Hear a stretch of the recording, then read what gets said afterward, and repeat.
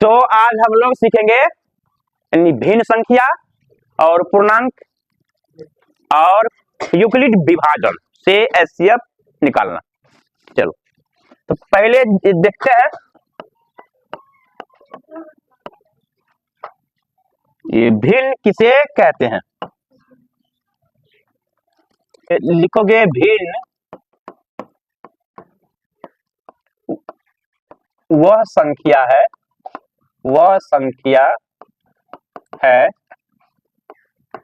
जो ये किसी संपूर्ण वस्तु के भाग को ये बताती है। यानी भिन्न क्या है? यानी भिन्न वह संख्या है जो किसी संपूर्ण वस्तु के यानी भाग को बताती है। मान लो कि किसी के पास एक यानी सेब है, ठीक है, यानी जैसे यानी कितना है, एक सेब है, उस सेब को 4 लोगों में बांटना है। यानी जैसे कि कितना में, यानी जैसे 4 लोगों में वो भी बराबर तो क्या यानी करोगे, ये जो एक सेब है उसको यानी 4 यानी टुकड़ा करोगे, तो उस सेब को जो 4 यानी टुकड़ा करोगे, डिवाइड करोगे, तो उसको यानी गणित में लिखोगे कैसे? तो हम लिखेंगे ऐसे 1/4। यानी ये जो एक सेब है उसको कितने हिस्सों में, तो लिखा क्या है कि यानी भिन्न वह संख्या है जो किसी संपूर्ण वस्तु के भाग को बताती है। अब यही पूछ दे कि एक सेब को यानी 4 बच्चों में जैसे बांटना है, तो एक बच्चे को कितना सेब मिलेगा, तो 1/4, यानी इसको भी मिलेगा 1/4, इसको भी मिलेगा 1/4, इसको भी 1/4 और इसको भी 1/4। और सभी को यानी जोड़ देंगे तो कितना होगा, 1 होगा। यानी देखो यानी जोड़ दिए तो कितना, एलसीएम 4, 1 प्लस 1 प्लस 1 प्लस 1, यानी जैसे कितना हुआ, जैसे 1 हुआ। अब वो यानी सेब था, यानी उस सेब के चारों टुकड़ा को फिर यानी जोड़ोगे तो यानी जैसे कितना हुआ, जैसे 1 होगा। तो यानी भिन्न क्या है, भिन्न वह संख्या है जो किसी संपूर्ण वस्तु के भाग को बताती है। समझ में आया? भिन्न यानी जैसे 1/2, 3/, मान लो ये 13, 4/5, यानी कुछ भी हो सकता है। लेकिन एक चीज हमेशा याद रखना कि यानी भिन्न जैसे ऋणात्मक नहीं होता है, नहीं होता है। मतलब कि भिन्न कभी भी माइनस में नहीं होगा। अब एक सवाल देते हैं, अगर ये पूछे 2/3 ये भिन्न है कि नहीं है, यानी भिन्न है, ये तो यानी भिन्न है, लेकिन माइनस से 2/3 ये जैसे भिन्न है या नहीं है। जब ये माइनस है, ऋणात्मक है, तो भिन्न नहीं होगा, और एक चीज ये नहीं जानते हो, लेकिन ये दोनों कौन सी संख्या होगा, दोनों परिमेय संख्या है, क्योंकि परिमेय में धनात्मक हो या ऋणात्मक हो सब यानी परिमेय होता है। तो यानी बताओ कि भिन्न समझ में आया कि नहीं?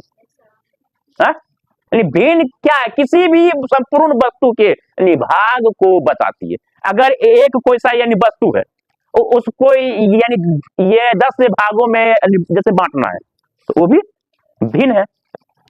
जैसे अब हम लोग सीखते हैं पूर्णांक संख्या किसे कहते हैं?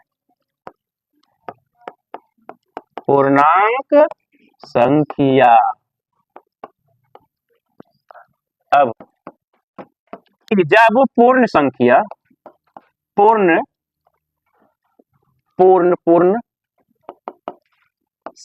संख्या में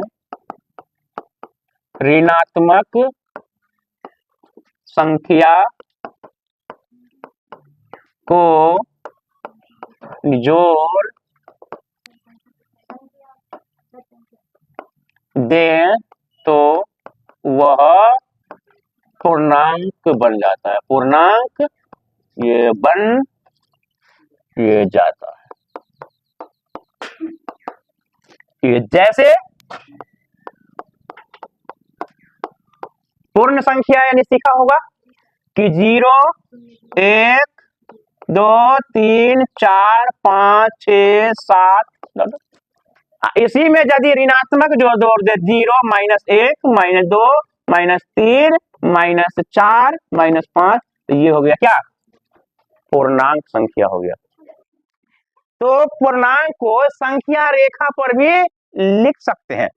कैसे, तो ये देखो, ये संख्या रेखा है, इसको यहां पर लिख देते हैं, संख्या रेखा।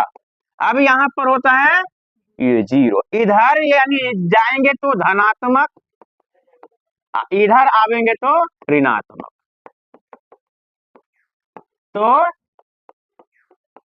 1 2 3 4 5 6, इधर -1 -2 -3 -4। अब एक चीज देखो, क्या इसको क्या कहते हैं हम लोग, पूर्ण संख्या। अब पूर्ण संख्या में ऋणात्मक को जोड़ दिए तो बन गया क्या, पूर्णांक संख्या। इसमें किसी को दिक्कत नहीं।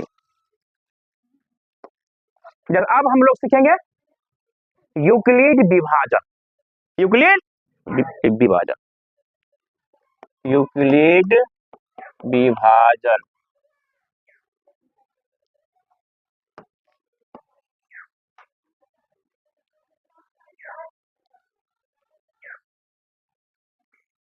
यूक्लिड विभाजन से हम लोगों को एचसीएफ निकालना है। क्या, जैसे एचसीएफ निकालना है,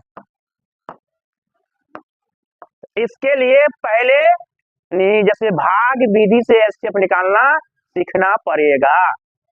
तो एक क्वेश्चन है, एकदम से एग्जांपल से समझते हैं। यहाँ 60 है, यहाँ 85 है, इसका एचसीएफ निकालना है।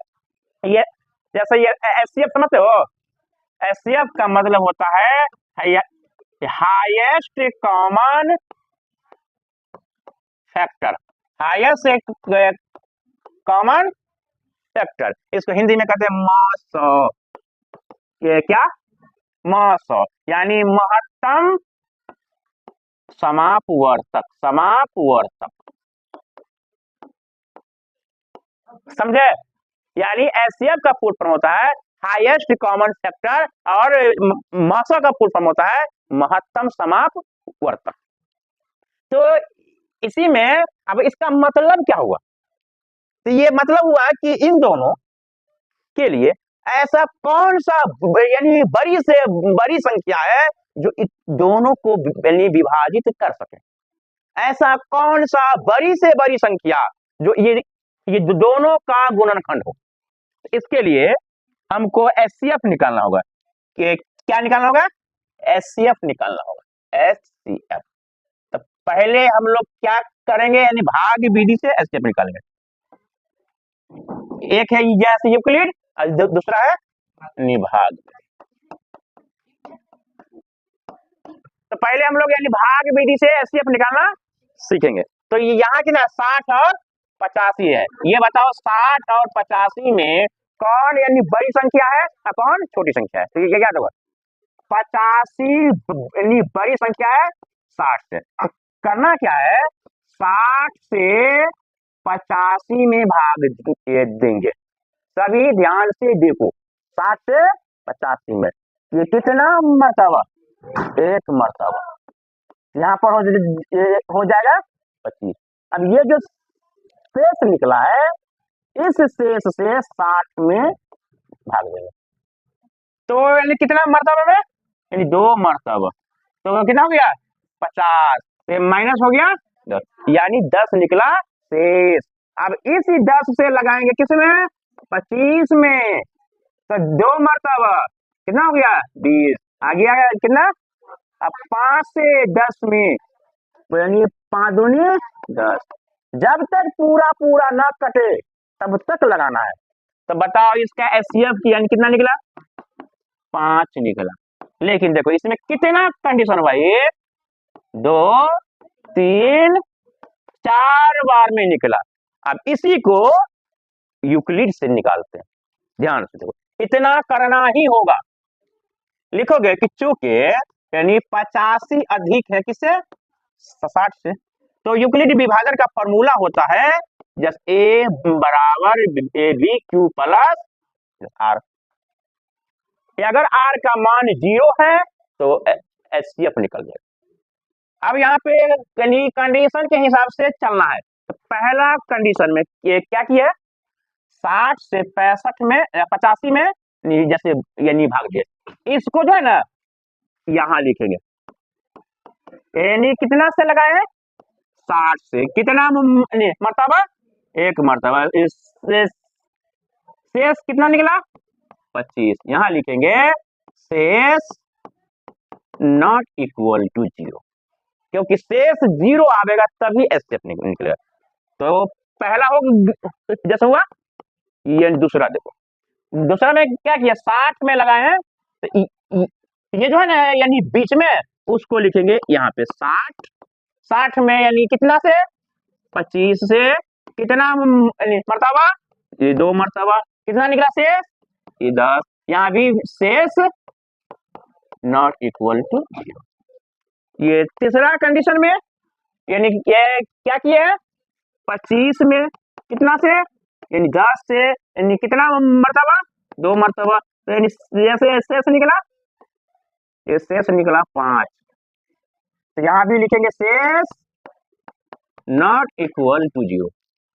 यानी चौथा में यानी जैसे कितना में यानी 10 में यानी कितना से 5 से कितना मर्तबा, 2 मर्तबा, शेष 0, तो यहां पर हो गया शेष बराबर 0, इसीलिए एचसीएफ कितना 5 आंसर।